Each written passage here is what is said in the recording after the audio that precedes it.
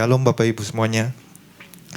Ya, pagi hari ini kita kembali mau belajar merenungkan, menggali firman Tuhan, pesan Tuhan buat kita minggu ini. Judulnya adalah buanglah dengan sukacita ya segala sampah dalam dirimu.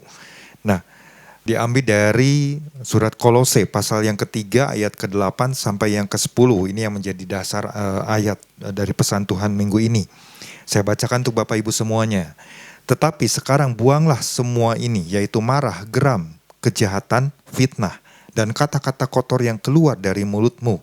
Jangan lagi kamu saling mendustai, karena kamu telah menanggalkan manusia lama serta kelakuannya, dan telah mengenakan manusia baru yang terus-menerus diperbaharui untuk memperoleh pengetahuan yang benar menurut gambar haliknya. Nah Bapak Ibu, selama 2 hari ini Bapak Ibu telah belajar, diperlengkapi, kita dibukakan sesuatu tentang apa yang menjadi pesan Tuhan buat kita minggu ini.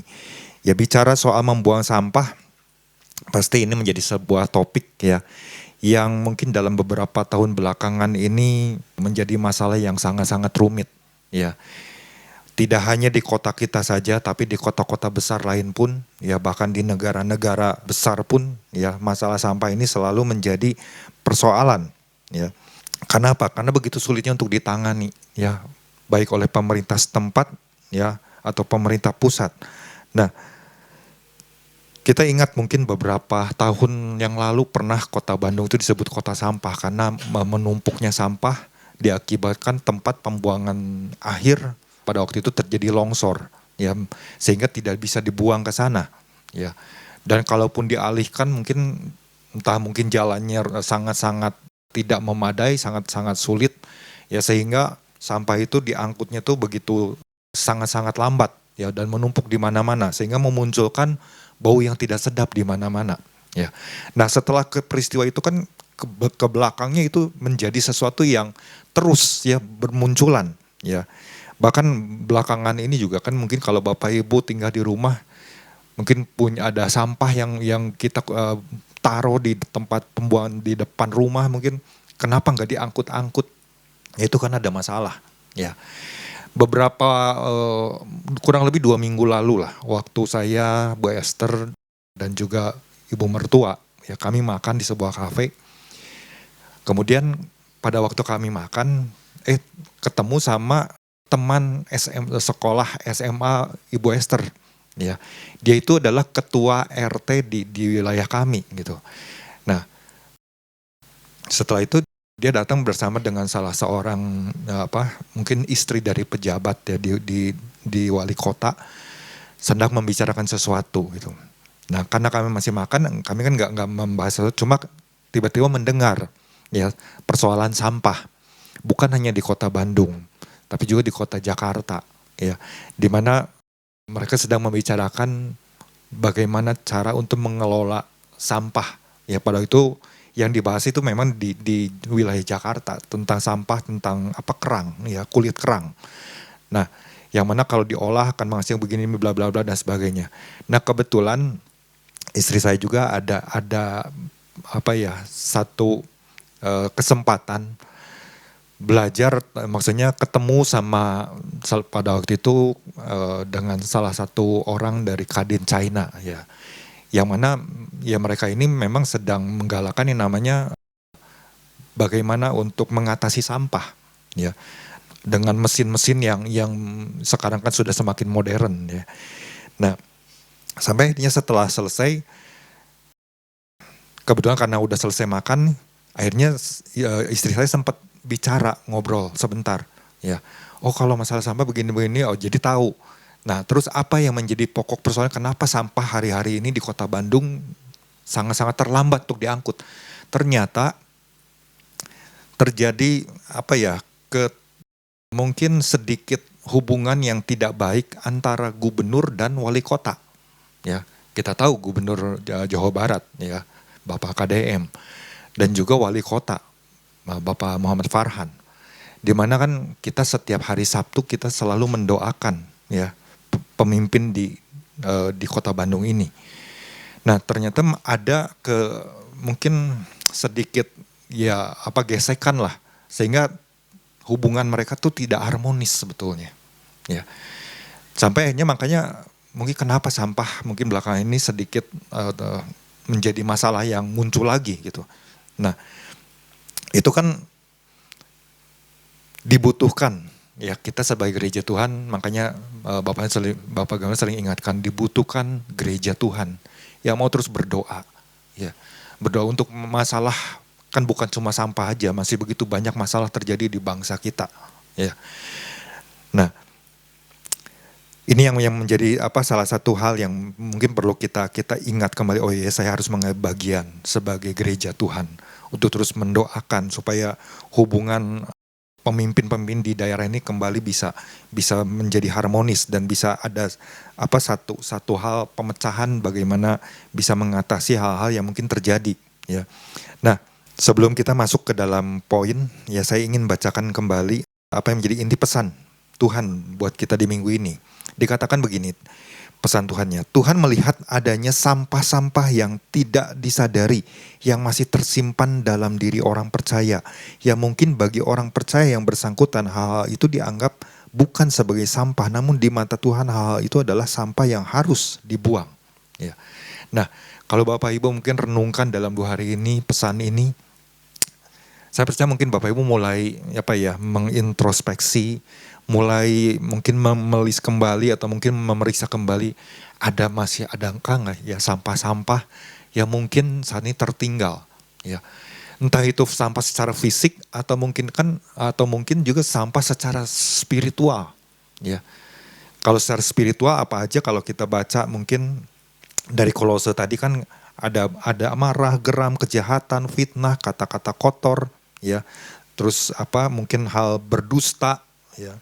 Atau juga mungkin kalau kita naik sedikit ke ayat yang kelima ya, tentang percabulan, kenajisan, mungkin hawa nafsu, nafsu jahat, keserakahan ya, atau mungkin ada berhala-berhala lain yang itu masih tersimpan ya, tersimpan dengan rapi atau ditutupi dengan rapi ya. Nah, ini yang perlu menjadi perhatian ya, perlu menjadi perhatian buat kita semua. Kemarin Bapak Gembala sudah sampaikan ada 2 poin ya yang dibagikan buat kita semua. Yang pertama adalah membuang hal-hal yang tidak penting agar mengalami hal-hal yang jauh lebih penting. Yang kedua, membuang hal-hal yang tidak berguna, itu bagus, namun jangan terus-menerus memproduksinya. Ya.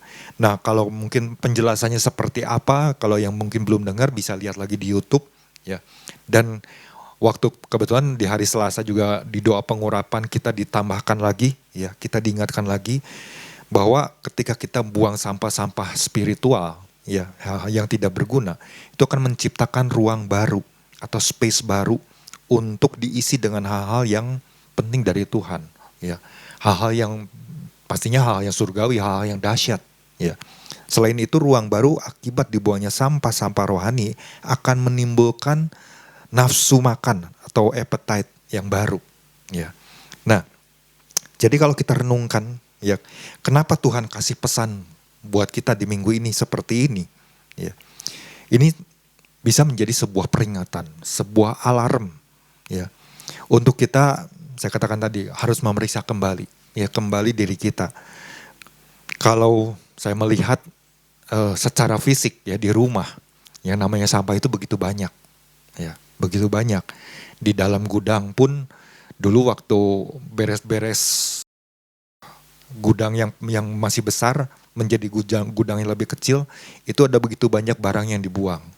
Tapi kemudian ada barang-barang yang kemudian dimasukkan kembali ke dalam dus ya, untuk disusun ke dalam sebuah ruang yang lebih kecil. Bagaimana caranya? Harus dibuat rak dan sebagainya. Kemudian setiap dus itu saya tulis di dalam sebuah buku list barang-barang tersebut isinya apa aja ya, supaya pada waktu saya cari mudah untuk ditemukan. Oh, ini nomor 1 isinya ini, dus nomor 2 isinya ini ya, dan sebagainya. Dan kebetulan kebanyakan sampel-sampel kain ya, sampel-sampel kain, kemudian juga ada gulungan kain yang masih belum terpakai. Dan kalau dibuang kan ya ini masih bisa berguna, pastinya disimpan ya. Belum lagi mungkin kalau misalnya kita beli TV baru misalnya ya, dusnya itu kan kalau kemarin bapaknya kadang-kadang kan suka disimpan. Kalau saya kadang-kadang beli TV baru, dusnya itu dipakai untuk TV yang bekas ya, TV yang bekas, kecuali kalau TV-nya model dulu yang tebal itu yang nggak mungkin bisa dipakai ya. Nah, itu memang menjadi sebuah hal, wah ternyata kalau di secara fisik aja banyak. Ya berarti saya harus memeriksa secara rohani hal-hal apa aja. Ya, dan tentunya masih ada ya. Kadang-kadang kalau misalnya kita atau saya misalnya mengendarai kendaraan. Contohnya aja, pulang dari gereja ini ya. Udah dibekali kebenaran firman. Waktu udah muter karena kan saya mau harus naik jembatan ke atas ya di situ. Itu kadang-kadang karena sudah dipasangi pagar, tapi ada orang yang tetap parkir menutupi jalan, Bapak Ibu. Sayangnya saya nggak bisa lewat, ya. Apalagi kalau mungkin mobilnya lebih besar, bagaimana mau lewat? Ya. Dan orang yang memarkirkan kendaraan tersebut, dia tenang-tenang aja dulu kan masih belum yang jual makanan itu masih belum dibereskan ya pada waktu itu.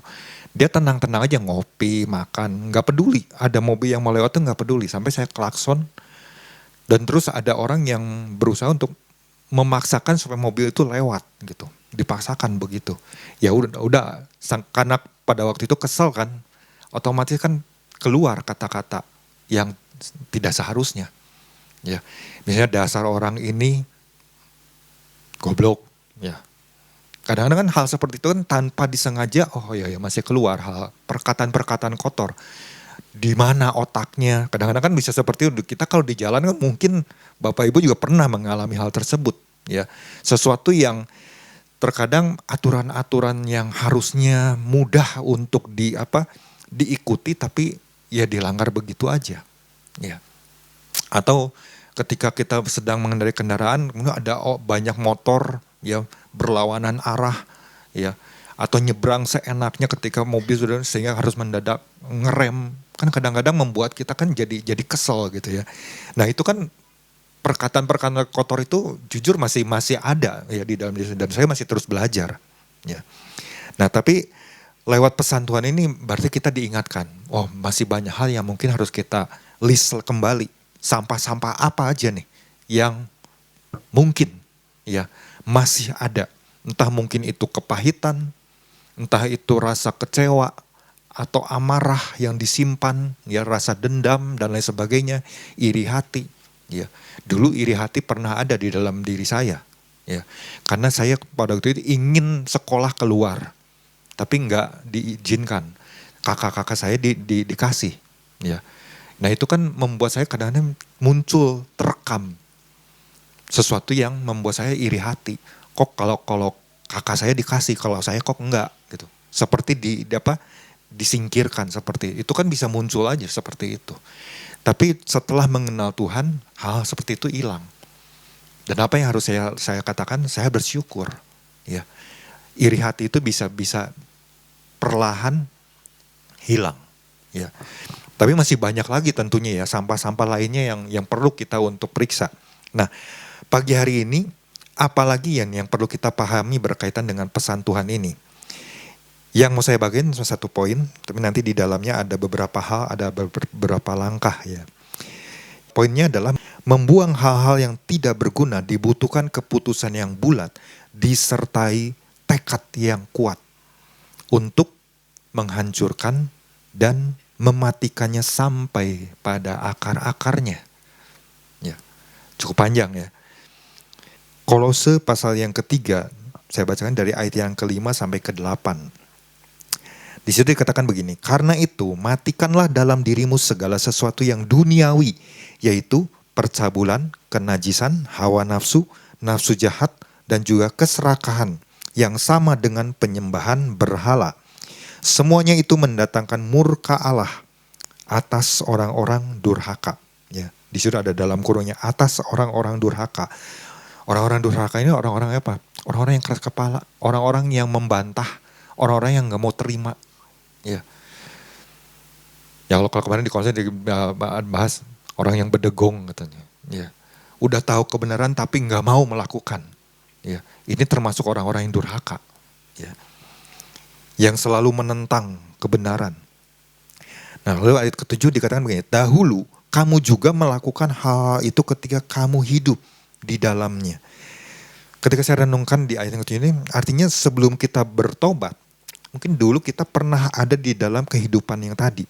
Ya mungkin ada percabulan, ada hal-hal yang najis, ada hawa nafsu, ya nafsu jahat, atau mungkin sesuatu yang berkaitan dengan keserakahan yang pernah melekat atau pernah mampir di dalam kehidupan kita sebagai orang percaya. Ya. Nah, waktu kita lahir baru kan harusnya itu semuanya itu udah dibersihkan. Kita menjadi manusia yang baru, ya. Karena kita ingat satu firman Tuhan. Siapa yang ada di dalam Kristus, ia adalah ciptaan baru, yang lama sudah berlalu, sesungguhnya yang baru sudah datang. Ya. Itu akan ada di dalam 1 Korintus pasal yang ke-5, ya, ayat yang ke-17. Ibaratnya tuh waktu kita lahir baru, kita tuh seperti diberikan sebuah lembaran baru untuk diisi dengan hal-hal apa aja nih yang mau mulai kita jalani. Karena hal-hal yang lama itu sudah dibuang, sudah dihapus. Ya. Nah, makanya kemudian Rasul Paulus tulis lagi di ayat yang ke-8-nya, ya. Tetapi sekarang buanglah semuanya ini, yaitu marah, geram, kejahatan, fitnah, dan kata-kata kotor yang keluar dari mulutmu. Artinya waktu saya renungkan dari ayat yang ke-5 dan ayat yang ke-8, bisa saja terjadi, ya. Karena di situ kan dikatakan ayat yang ke-7 dahulu, ya. Dahulu mungkin kita ada di dalamnya. Nah, waktu saya renungkan ayat-ayat ini, kadang-kadang, ya, yang menjadi realita, ya, di dalam kehidupan kita sebagai orang percaya, dalam pengiringan kita kepada Tuhan kan enggak berjalan mulus dari sejak kita lahir baru sampai mungkin ke saat sekarang. Mungkin dalam perjalanan ini pernah jatuh bangun. Oh, pernah jatuh lagi dalam dosa. Dosa yang mana? Dosa yang sama, yang mungkin dulu pernah dilakukan, ya. Atau ya hal-hal yang mungkin berkaitan dengan apa yang tertulis di dalam Kolose ini, ya. Mungkin masih ada rasa marah, ya. Merasa geram, artinya geram tuh ya mungkin ketika kita dengar berita-berita yang yang membuat kita kesal, ya kita membuat diri kita jadi geram gitu, ya. Mungkin kalau kita misalnya melihat, waduh Menteri A ini kok kerjanya nggak becus ya, nggak betul ya, kok keputusannya aneh-aneh dan sebagainya. Nah kadang-kadang kan membuat kita jadi ikut geram, ya. No, ternyata masih ada juga, ya, di dalam kehidupan kita sebagai orang percaya. Nah, ini perlu kita sama-sama belajar ya untuk membersihkannya. Belum lagi mungkin hal-hal lainnya, ya. Kenapa hal ini bisa terjadi? Bisa jadi ya karena setiap kita orang percaya berasal dari latar belakang keluarga yang berbeda-beda. Didikan orang tua di masa mungkin dari kita lagi kecil, mungkin orang tua adalah orang tua yang belum kenal Tuhan, ya, belum di dalam Tuhan Yesus, bahkan mungkin belum lahir baru, ya, atau mungkin juga cuma tahu tapi ya nggak mengajarkan untuk sungguh-sungguh kita sebagai anak tuh, ayo kamu ke gereja, enggak, ya asal aja, ya seperti itu. Nah, budaya, mungkin adat istiadat, belum lagi mungkin pergaulan sehari-hari, ya, atau mungkin juga diakibatkan ada tontonan-tontonan, mungkin kekerasan ya di depan mata kita, mungkin ketika melihat ada orang tua yang mungkin ya baku hantam lah seperti itu, ya ada kekerasan di dalam rumah tangga, atau mungkin juga ya pergaulan yang salah dengan lingkungan teman-teman waktu sekolah, ya. Atau bisa juga kan mungkin dari tontonan-tontonan dari film-film yang mungkin berkaitan dengan kekerasan dan sebagainya, itu juga bisa mempengaruhi, ya, mempengaruhi sikap seseorang untuk kembali apa yang pernah dulu sudah dibuang, tiba-tiba muncul lagi, tiba-tiba keluar lagi, ya, terjadi lagi. Nah, ini yang perlu sama-sama kita periksa kembali. Makanya tadi di poin tadi saya tekankan dan, ya, mematikan sampai akar-akarnya. Artinya mungkin saja kita sudah bertobat, ya, Bertobat itu bukan cuma sekedar datang sama Tuhan, mengakui perbuatan-perbuatan yang salah, dosa kita di hadapan Tuhan. Ternyata itu nggak cukup. Ya. Karena bisa saja ketika kita sudah mengakui, sudah bertobat, bisa saja hal itu kembali terjadi. Perlu adanya seorang yang benar-benar bisa menuntun, orang yang membimbing, seperti misalnya gembala, ya, atau mungkin kalau di dalam keluarga, kalau seorang suami mungkin perlu pasangan istrinya, atau seorang istri perlu suaminya, ya, untuk membimbing. Atau juga mungkin ya kakak rohani atau orang yang bisa dipercaya lah, ya, untuk apa? Untuk bisa menuntun atau mengarahkan, untuk bisa mengajarkan, untuk bisa menanamkan nilai-nilai kebenaran, ya. Sehingga dari situlah muncul perkara-perkara ilahi yang percaya ada sama, oh ya ternyata ini harus dibuang, ya. Nah, disinilah Bapak Ibu, artinya kalau kita kembali mungkin mundur, kenapa ya hal ini bisa terjadi kembali? Kenapa bisa mempengaruhi, ya, kehidupan pengiringan kita kepada Tuhan tidak berjalan sebagaimana mungkin seharusnya, ya, ada jatuh bangunnya. Oh ternyata ini loh, ada akar masalah yang masih belum dibereskan sampai benar-benar tuntas, ya. Contohnya gini Bapak Ibu, kalau di halaman rumah kita, ya, di halaman rumah nih, entah itu di depan atau misalnya di belakang ada taman, ada pohon yang mungkin tumbuh, ya, tumbuhnya mungkin udah lama gitu, tapi tidak memberikan keindahan atau tidak memberikan manfaat yang baik. Kira-kira apa yang akan kita lakukan? Apakah kita membiarkannya, atau kita mungkin menebangnya, atau kita benar-benar mau cabut sampai akar-akarnya, ya. Nah, ini pengalaman waktu saya beberapa waktu lalu, ya, di rumah.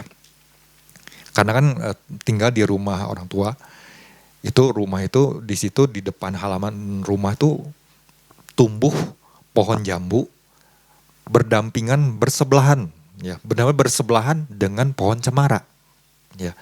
Nah, pohon jambunya kan udah cukup lebat gitu ya, daun-daunnya, ranting-rantingnya, dan kalau berbuah itu menimbulkan masalah buat saya gitu ya. Karena apa? Karena di rumah kan ada anjing, halaman itu suka dipakai untuk pipis lah dan lain sebagainya kalau mengeluarkan. Nah itu kalau malam hari, ya, mengeluarkan anjing untuk pipis segala macamnya, itu kalau pada saat pohon jambu itu berbuah, itu banyak kelelawar yang berdatangan, ya, memakan buah tersebut, sehingga berjatuhanlah biji-biji jambu tersebut, ya, yang mengotori halaman, ya. Atau juga kalau misalnya pagi-pagi hari ada apa tuh, kalau binatang yang suka kita lihat suka di atas jembat apa, kabel-kabel berjalan, bajing atau apa ya, nggak tahu namanya apa, itu datang untuk makanin jambu tersebut, ya, entah itu masih kecil atau mungkin udah ada yang mulai besar.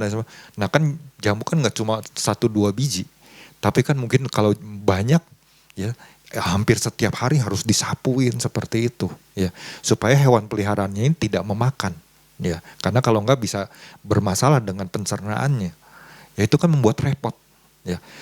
Sampai akhirnya dalam satu kesempatan, gimana ya caranya?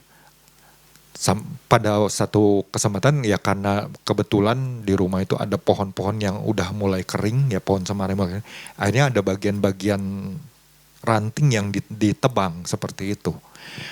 Nah itu kan otomatis memunculkan masalah yang baru. Sampah batang-batang ini mau dibuang kemana? Ya karena kan kalau kita nyuruh bagian angkut sampah, mereka nggak akan mau. Ditambah di halaman belakang pohonnya itu tumbang. Ya, tumbang karena ya, pohon yang udah mungkin puluhan tahun tumbang. Waktu tumbang itu lepas, akarnya itu lepas ya dari bawah, sehingga robohlah pohon tersebut, ya. Nah itu kan jadi masalah. Ini kalau dipotong-potong seperti itu mau dibuang kemana? Akhirnya ya harus mengeluarkan biaya yang cukup besar, ya. Nah tapi waktu sudah yang di belakang udah terangkat seperti itu, Yang dilihat adalah, oh ruangannya lebih luas ya, halamannya jadi lebih luas ya. Nah seperti yang mungkin Bapak Gembala sampaikan, kalau sampah tersebut dibuang, ya maksudnya kalau pohon tersebut dibuang, ya akan memunculkan sesuatu ruang yang baru, yang kelihatannya jauh bisa diisi dengan hal yang lain. Ya. Nah di depan rumah pun sama, waktu udah dipapas habis, benar dibuang semuanya, tapi karena nggak dibuang sampai kepada akarnya, sekarang ini mulai muncul ya ranting-ranting yang baru, daun-daun yang baru mulai bermunculan. Dan kalau dibiarkan ya pasti nanti satu hari akan jadi masalah lagi. Ya. Tapi kalau kita berani mengambil keputusan, berani nggak gitu misalnya? Oh, berarti saya harus habisin dari sampai akar-akarnya nih. Nah, cuma kalau sampai akarnya berarti pohon di sebelahnya, pohon cemarannya pun akan mati kan. Kalau sekarang kan tanaman itu bisa dengan apa? Mungkin model pupuk atau apa ya. Di situ namanya itu herbisida hexazinon ya, herbisida hexazinon.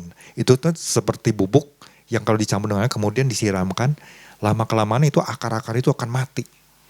Ya sampai akhirnya ya akan sangat mudah untuk dicabut seperti itu. Nah, cuma kalau di depan sebenarnya kalau pohon jambunya dilakukan seperti itu, pohon cemarannya pun akan mungkin mati seperti itu. Itu menjadi masalah ya. Tapi ya sudahlah, saya pikir mau nggak mau karena kan rumah orang tua gitu ya. Jelas ketika saya merenungkan hal ini, apa kaitannya ya kebetulan dengan dapat pesan ini? Oh iya ya, ternyata dalam kehidupan rohani, kalau kita nggak cabut sampai pada akar-akarnya, tapi kita merasa bahwa itu waktu kita bertobat, kita udah merasa udah beres ya.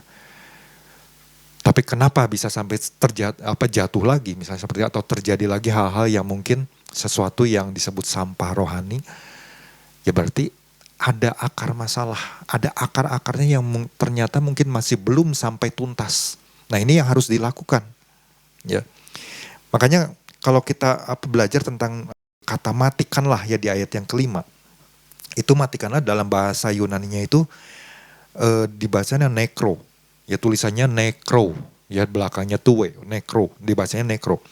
Artinya matikan itu seperti kalau kayak misalnya saya mau ya, coba tolong matikan saklar lampunya ya, matikan gitu. Atau padamkan lampunya, ya, padamkan lampu. Kurang lebih ke artinya itu seperti itu, kata matikanlah itu, kata nekro ini. Ya.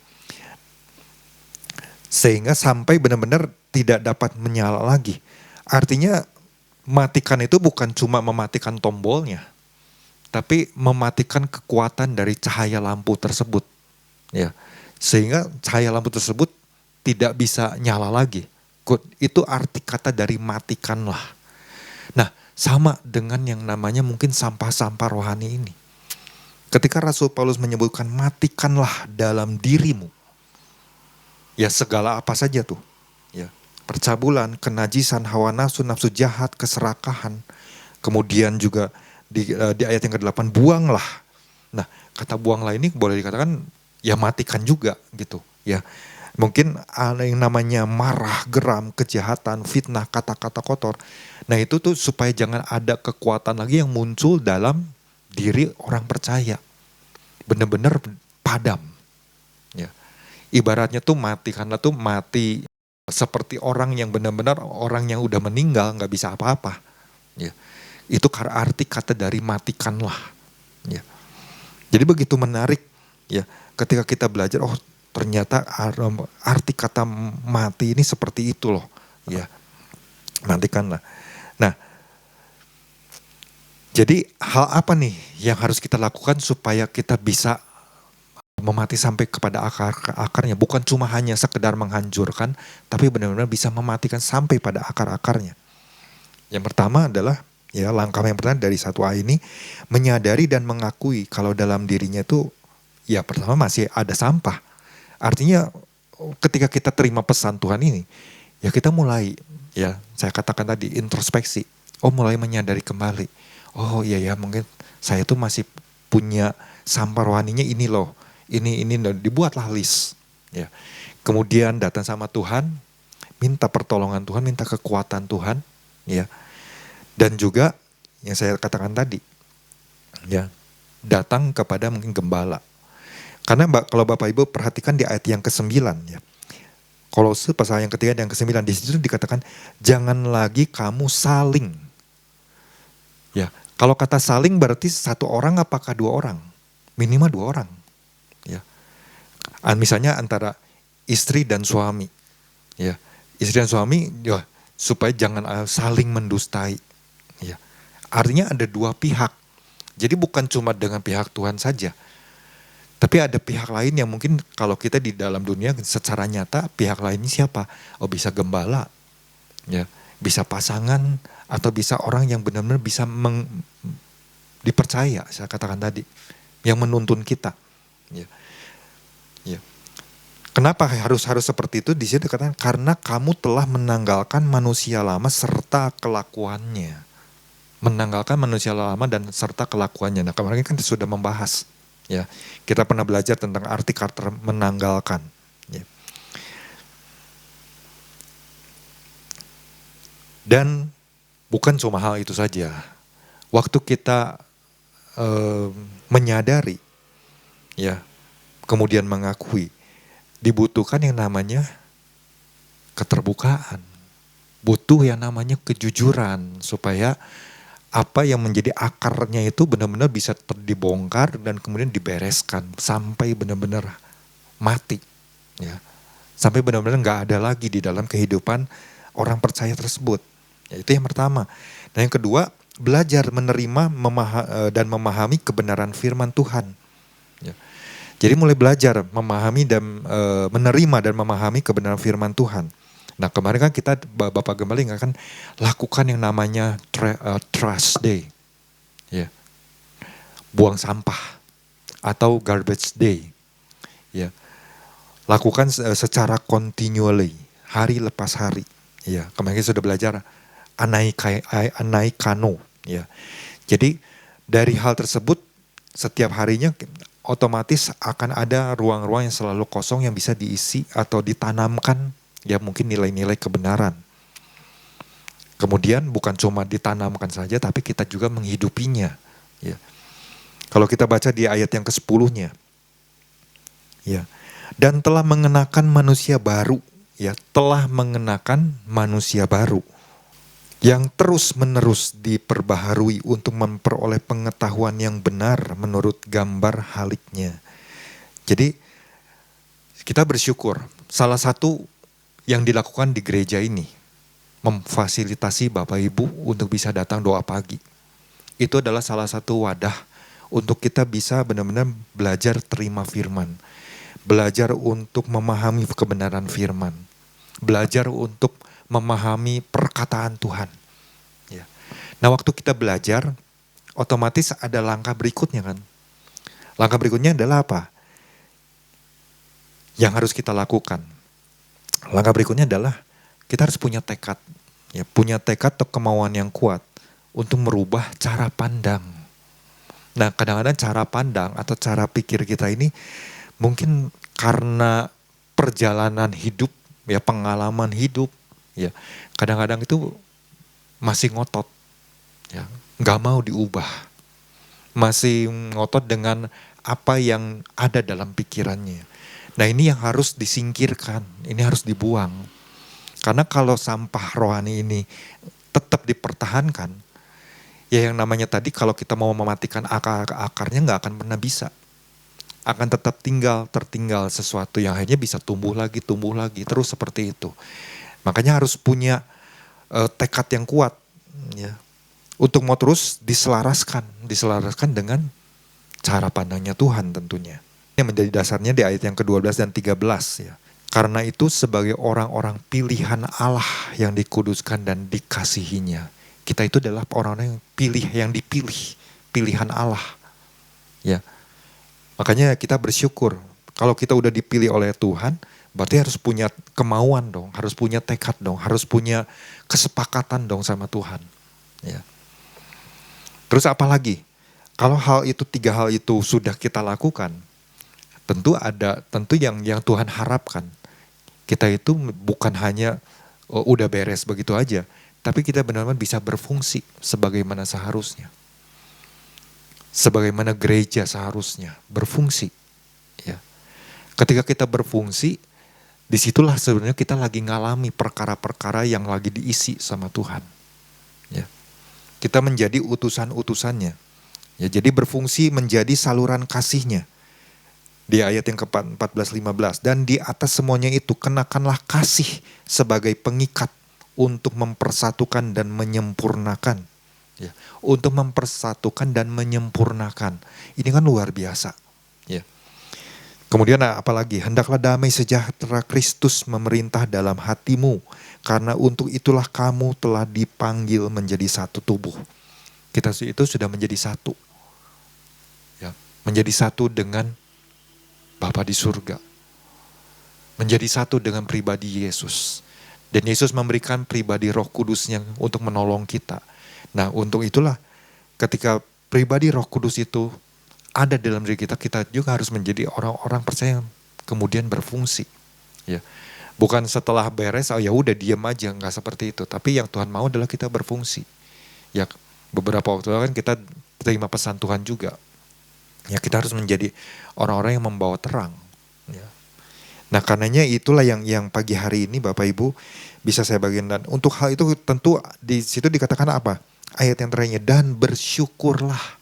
Ya, bersyukurlah. Artinya, wow. Kalau Tuhan ingatkan dengan pesan buang sampah-sampah yang dengan sukacita, ya berarti kita bersyukur. Ya, bersyukur karena kita dapat pesan ini. Nah, kemarin kita sudah belajar apa yang dimaksud dengan buang dengan sukacita sampah-sampah tersebut. Ya, kita sudah belajar tentang hal tersebut. Ya, nanti Bapak Ibu bisa belajar kembali, ya bisa lihat kembali mungkin di Warta atau dengar kembali di YouTube. Ya, bersyukur. Jadi, ya tentu bersiap-siaplah kalau kita mau sepakat sama Tuhan membuang sampah-sampah rohani yang tidak berguna. Ada perkara-perkara surgawi yang Tuhan mau isi di dalam kehidupan kita sebagai orang percaya. Kita belajar dari sosok yang namanya Yunus ya. Kalau Bapak Ibu baca pribadi Yunus, waktu diperintahkan pergi ke Niniwe, dia sudah tahu, dia mungkin melihat terekam dalam kehidupannya, dalam pikirannya. Oh, orang Niniwe itu begini. Wah, nggak layak lah untuk terima pertobatan. Dan itu tersimpan di dalam dirinya, dalam pikirannya, dalam hatinya. Sehingga waktu diutus ke Niniwe, dia nggak mau. Dia pergi ke Tarsis. Dia simpan mungkin rasa geram tersebut. Nggak layak orang Niniwe itu dapat pertobatan. Ya. Tapi dia tahu, kenapa? Karena Tuhan itu Maha Pengasih.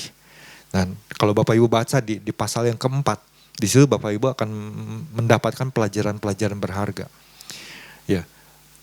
Waktu sudah disampaikan perkataan Tuhan, apa yang dilakukan oleh orang Niniwe itu benar-benar berbalik arah, ya.